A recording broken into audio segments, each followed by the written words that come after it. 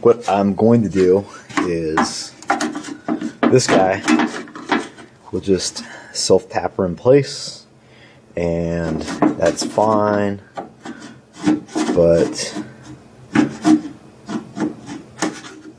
stay. Just goddamn stay. Shit. But this guy was like, I don't know, it just really wasn't lending itself to bolt in anywhere well. Yeah, it's just, so my idea, take a piece of aluminum and bend, and we'll make like a double stack guy.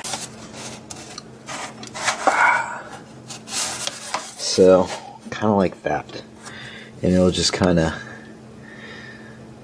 I don't necessarily know about cleaning it up, but at least it'll give me a nice flat perch to mount on, and it'll give me clearance on either side to start running leads.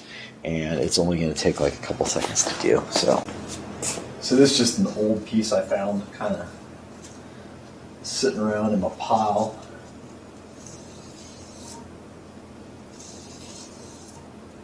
So we'll just kind of mark it out.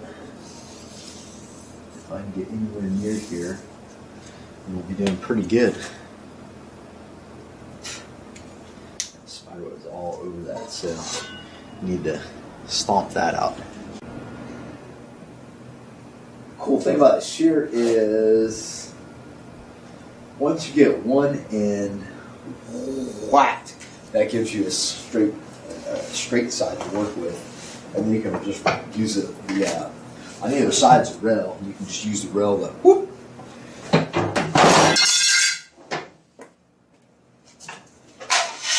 Now I have the flat side. I got the flat side. Whack it right now. It was a little bit long, so I'm going to take a little bit extra out of it. Maybe like a 1/4 inch.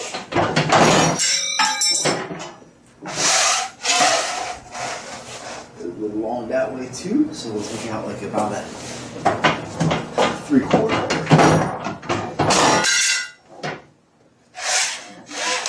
Not 3/4, like 3/8.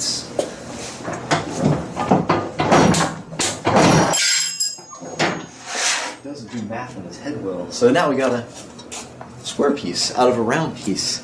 Can you imagine that? So now we got to bend it and make it a bent piece. You guys want to come along? How do you do that, Mike? How do you bend fucking metal? It's amazing.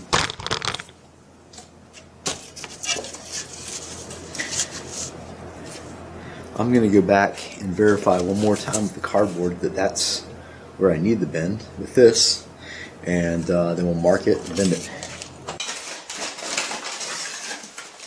The brake is just like a hungry hippo. Oh, hungry hippo.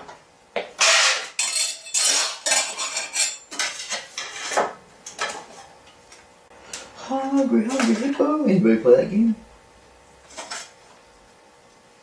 Damn. Alright. Now we just give it the bendy bend. Ooh, that meant easy.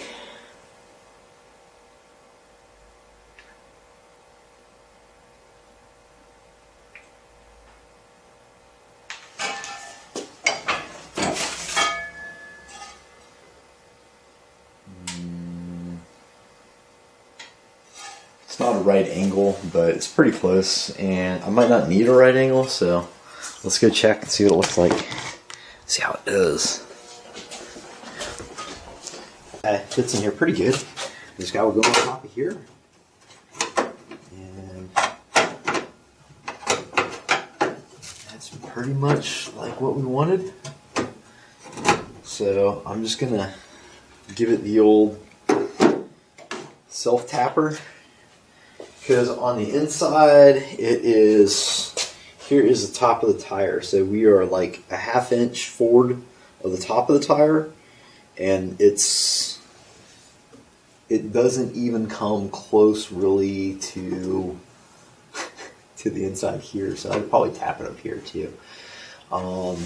But I'll probably drill it and put a bolt through the top. But in the inside, there's no way that the tire or any suspension pieces are coming that close to it. So we're just going to go ahead and do the old self-tapper cap.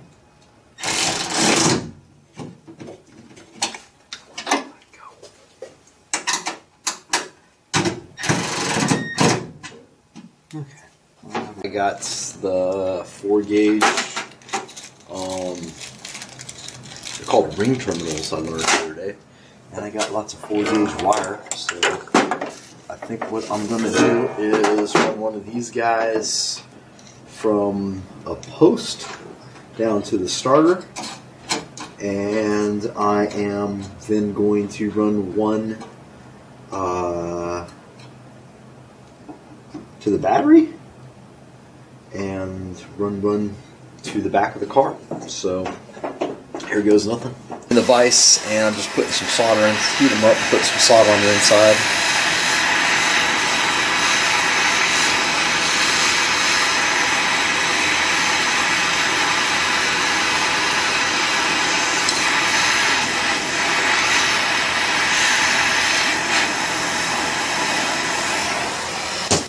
So now I'll just give the back of these guys a little crimpy action because the solder's holding it on and it's melted to the wire. So if you crimp these guys in a little bit, then it should make it damn near impossible for it to come out of there. Same with this guy. Alright, so a few hours later, and this is where we are. It's probably not really a few hours, probably only maybe an hour, but got these guys, one to the chassis. It's down there at the I think it's some kind of Pitman arm, whatever, for the suspension, but it's bolted right into the front subframe, so that's good. And then I have one ground going right to the back of this bracket for the air conditioner, which is bolted directly to the head. So the head is basically grounded. So we got the grounds on the head and the chassis, and that's good. The only other one on the ground is going to go all the way to the trunk. So I have a nice, good ground for the fuel pumps. And then I put one of the wires for the alternator. It says alternator. It was going to the alternator, but it's just part of that hot cluster that we talked about back there onto the hot side. And I powered that guy up with the old Milwaukee M12 engine electricity test system. And checked it, and the engine's all grounded, and the chassis is all grounded, and everybody's happy. So I threw the battery into the battery tray and bolted it all down. I got these guys from O'Reilly's, and it's just lead. It feels like lead, and it's got these little crimp joints for the back. And I'm just going to probably do the same thing I did, just strip out the other ones, fill it up with solder, smash in the wires, and then crimp it. And I'm just going to go from the hot to the hot side and the ground to the ground side, and then I have one more hot to run, and that will be to the starter. I'm almost feeling like I might want to wait till I get my hot sides back, but I don't know. I might run it all the way behind the engine. I threw some, so that crimper guy with the octopus for all the hots on the original, it had some shit cloth tape around it, and I pulled that off, just so I can get a look to see how it was crimped, because I wanted to make sure that it's actually, well done. And it was. It had some kind of like lead pin that was wrapped around it. It reminds me, it kind of looks like those hooks they use on upholstery, but it was there. But what I did is I just smashed it with some Honda Bond all around it, kind of get it, some insulation. And then I have this insulation tape, and I know it looks kind of like electrician's tape, but it's not. It's like insulated rubber, and and as you stretch it, it kind of gets like self-adhesive. It'll stick to itself real well. I'll wrap it up in this guy after that Honda Bond's dried up, and then once that's done, I'll take the good old Goober electrical tape and wrap around that, and it will be something we won't have to worry about. So I'm going to get these battery cables hooked up now. Uh-oh. My light's about to go out. So that guy is pretty well wired up. Now I need to, and I got these guys on here, and that's lead. It started to melt before I got the, about the same time as the solder melted. So I just gave it a really good crimpy crimp. This one I just straight up crimped. I didn't bother trying to. Never messed with lead before. I was kind of surprised at what a low point it started melting. I know it's supposed to, but like I said, I just never messed with it before. So all this guy's all tightened up, and I did end up running the old battery cable for the battery. So my thoughts being is this stuff looks pretty, but it has kind of a chintzy feel to it. It's not super sturdy. I tend to think, you know, it's probably much more suited for subwoofers and shit like that. That's probably what it was intended for. That's fine. It'll live. You know, there's no heat really over here, but the headers for the drivers or the passenger side was over there, and that cable that was on there was just more robust, and it also helped me save some wire. So I just cut the end off of it. It's down here, and so now I got to run this wire here through the firewall. So I basically just snugged it together, and I ran it in the engine to mock it up.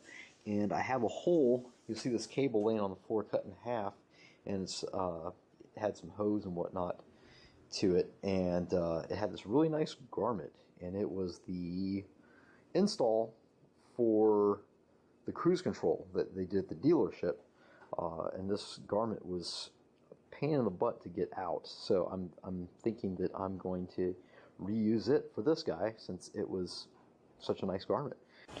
I haven't had the camera on today, but luckily for you guys, I haven't really accomplished much. So, where do we leave off? I'd wired up this guy, and this is basically a 250 amp buzz bar, I believe it is. And I just did one side for grounds and one side for hots. I got a ground going to the back of the alternator bracket, a ground going to the subframe. I ran a small ground up to the radiator core. And then one going to the battery, and then on the other side it's it goes to the starter and to the alternator, to a relay, and to the battery. And then both of these guys are going to go inside the cab and back to the back, so I can hook up my fuel pump and have a good clean signal and ground for that. I finished with I talked about putting the Honda Bond on the that big old octopus of hots, and I finished that up with some rubber insulated tape and then electrical tape and then a couple of zip ties around the electrical tape. So it's completely overdone as usual. And we hooked up the starter with the leads from the switch and the ones from the hots for the car. And what else did I do? I did the relay. So this guy, I tucked a little weather pack relay in there and wired up the fan to this thermo switch right here. So when it gets 180 degrees, that thing will connect the, what you call it, in between the little circuit, and it'll kick the fan on. So even if the car is not running, it'll still run the fan until it gets to 180, which is something I like. I have my Volvo like that. So, and it's hot here. It's Texas, so it's Houston. It gets kind of hot. I put a little buzz nub, Matt Happel style, on this guy right here, and that is just to my switch. So that was the wire that was to the distributor. And now it's just there. I can use it for, sensors or whatever I want to use it for. Just thought that'd be a handy thing to have. I'll actually use this guy here and run it inside the cab for my switched on, so it gets it's just I've already ran through the firewall with those big 4-gauge cables. I'll just loop it with there, and that way I know I'm getting a nice clean signal that is going to be on whether or not the switch is to the cranking position or not. One kind of fallback I had today was I got this sensor, so I went online and I googled LS truck pigtails, and it was a 4-terminal, and it looked like it would be the right guy, and I wired into there. I soldered in one of these guys. It's a 470 ohm 1 watt resistor, and it said that from what I read it's supposed to go to the B, so it goes A, B, C, D terminal, so it's on this white wire, and everything I read said it should go to the brown wire, which didn't make sense. Well, it turns out this is the wrong freaking pigtail, so yeah, I'm screwed. So I have to figure it out and order another one. And I believe that's about it for the update today. I think I'm gonna wrestle with getting those cables to the back of the car before I call it night. It is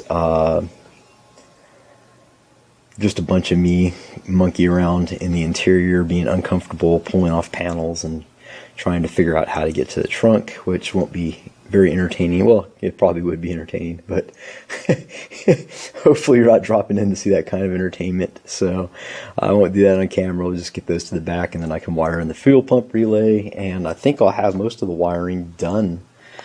So I ran the wires down along the driver's side underneath the back seat and through the back wall right here, and you'll see that I went ahead and installed the 3-into-1 distribution block and put a ground in. That'll be just about it for the wiring. I got to wire the inside of the dash. There's only like 2 wires really going to the gold box, so that shouldn't be too bad. Alright, so that's all tightened down. Yeah, drilled the hole and put the one of those little zip tie through the hole, kind of like things that are on your engine block, and then we did some rubber insulating tape and zip tied that guy there. And we got 10 gauge wire running to the ground and the hot side of our AEM 380 fuel filter, 5/8 inch. Plenty of room for expansion in case I just get retarded and decide I want to do bad things. So I'll drop it down and I'll give you the view from the top. So here is the trunk. There's a little spot where we brought it up through the floorboard. There was already a hole there for the gas tank level. And we put the relay just right up in there. And over here we have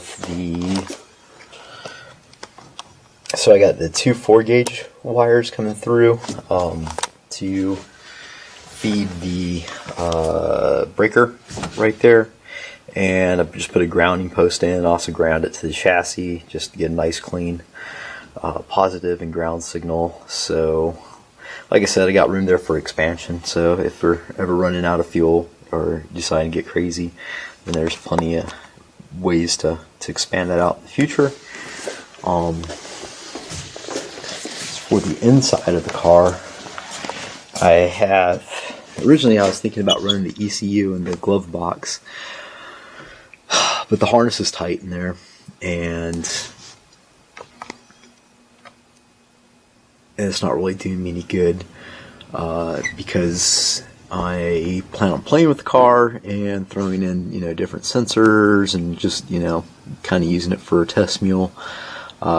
So having it, tight access to the connectors and where I'm at is probably not a good idea. So I'm thinking what I'd do is I'm just going to build a center console, probably out of aluminum, see if I can find some nice fucking root beer colored paint to have it accent the inside and use it to hide the ECU in there, and maybe throw some cup holders on it because this car is lacking cup holders. What are you gonna do without cup? Maybe I'll even put in some fucking USB ports and it'll be all fancy as shit.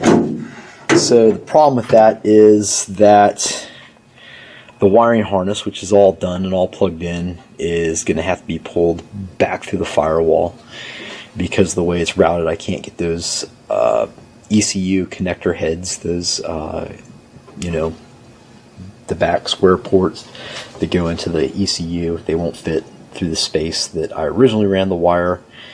And at the time I had no idea of what was going to work or not. So it's like 2 steps forward, 1 step back. So it's not a big deal.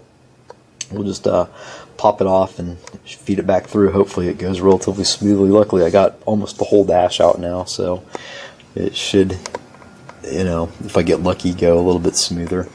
The cool thing is, while rummaging through, I have a lot of projects in the pipes. In case you guys missed that, there's 2 Volvos and engines and stuff.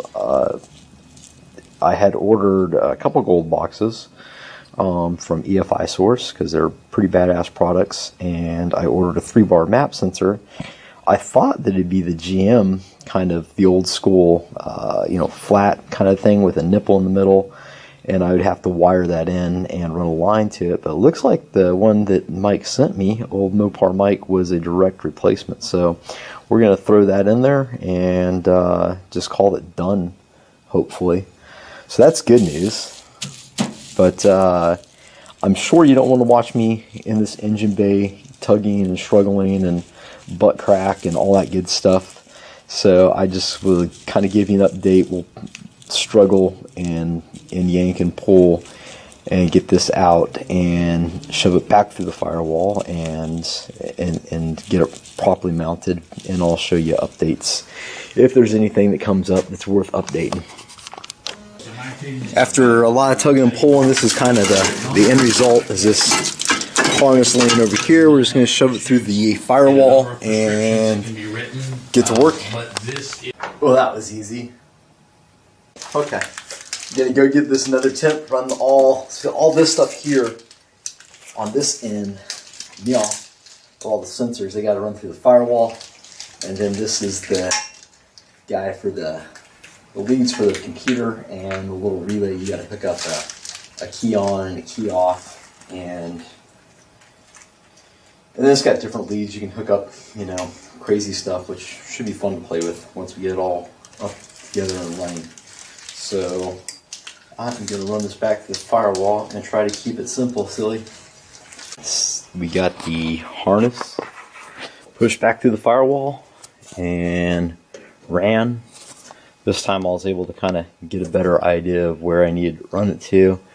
It's kind of laying on top on either side. I can pull it all off and tuck it up and make it look nice and neat if I want to later on, but I'm just going to leave it easy, kind of easy access for right now. That way. I did run the oil sensor since I couldn't figure out like what all I needed to do, but I know it's going to need to be in the engine.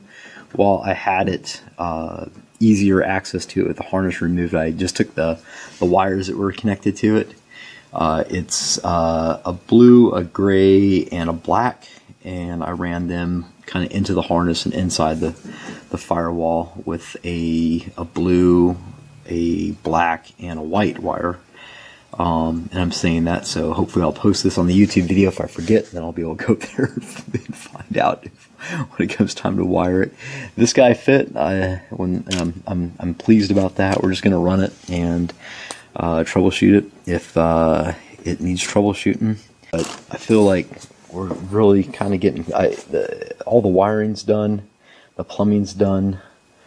The powder coater called me today and he told me that he did some fancy ceramic job on the stuff to match the beautiful paint job. So I don't know if it's going to be like a gold and root beer beautifulness to go in here, but that's just ready for pickup, and I'll probably pick it up Thursday since that's kind of my day to run around and do stuff. Oh, there was a port up in here, and while I had this out, I ran some silicone here since and I ordered a T, and that'll go for the wastegate signal and the transmission signal.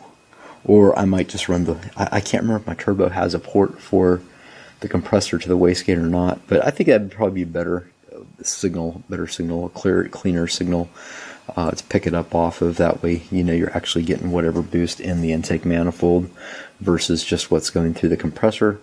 So probably do that. Oh, I'm sorry, I'm losing my mind. This is going to be for the blow-off valve and the transmission. So I figured out that there's supposed to be some little fancy leak valve, and I bought it, and we'll have to read the instructions and figure out how to hook that up. But that's in the works. I think I will just run the turbo to the wastegate as far as getting a signal for the boost. And if I don't, then we'll probably put another bung in the charge pipe and take it off there. That way when the throttle body shuts, in theory, the throttle body slams shut, there's still pressure. It keeps the wastegate open and dumps a little of that extra pressure out. So, does it make a difference? Probably not, but that's what we'll do.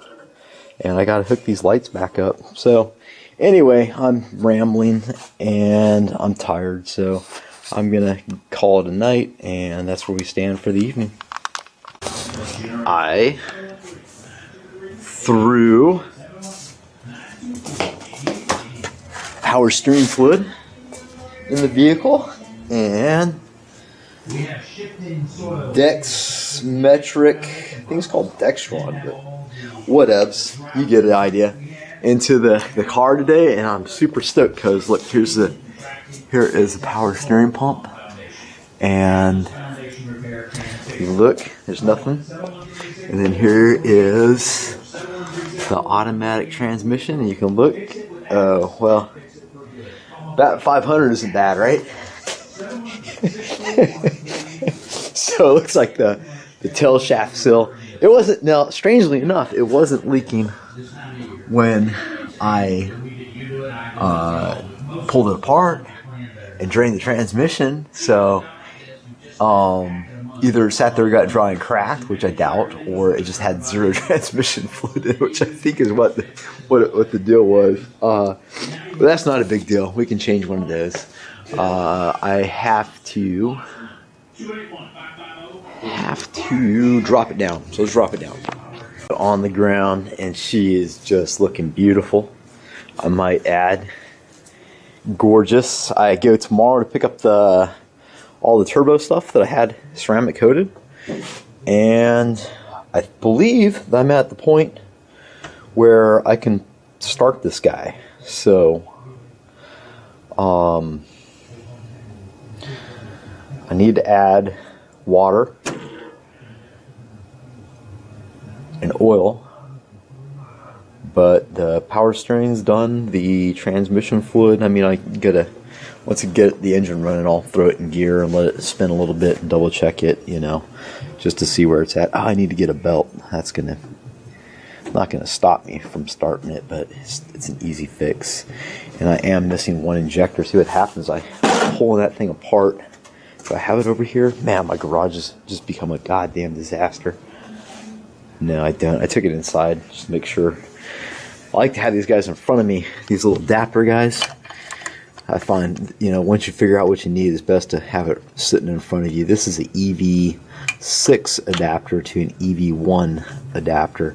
But, if you're ordering them, just to make sure you're getting the right stuff, it's best kind of have that right in front of you. So, yeah, I got to get the water in, and I got to get the that injector in, the turbo stuff. I need to finish the oil return for the turbo.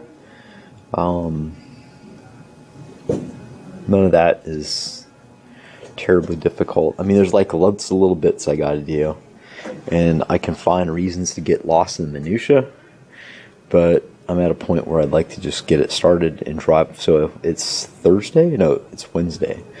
And Saturday, a few of my friends from my school are coming by because he wants to pull apart a car and he needs to borrow the lift. So it's kind of my own little mini goal is to drive this thing out of the garage under its own power. That'd be pretty cool.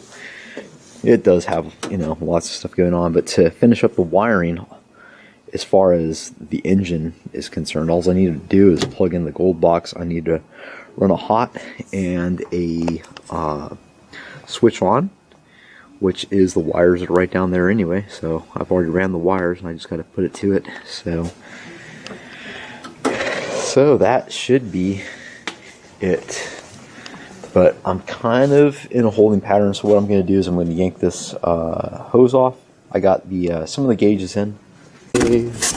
So here's our little tiny gauge that I'm hoping to make work in the stock location. But it's basically, it won't fit the Chevy cylinder head, and that's fine. I don't need it to. I'm just going to throw it up in the upper radiator hose pipe. It's just an 1/8 inch bung. I could weld one of those in, and it's a simple solution. I know that thing's supposed to keep with my with my thermostat that I have in there and the fan. It should keep this guy between probably like 190, 180. 170, 190. I think that it's supposed to turn the fan off at 170. So, yeah, if it goes above that, then I know I got problems. So it doesn't need to be directly in the block to understand that I have issues or not. And we got a little tiny tachometer to fit up in there too. So I don't know. I think that I will weld that guy in so we can get it done, and then I'll throw the turbo stuff on tomorrow when I get it and go ahead and put the water in. So not far now. So we just threw that guy on there. So now we got the temperature sensor for the gauge, and we can just run it along the intake air temperature sensor loom, so it won't be out there all horrible. So that was easy.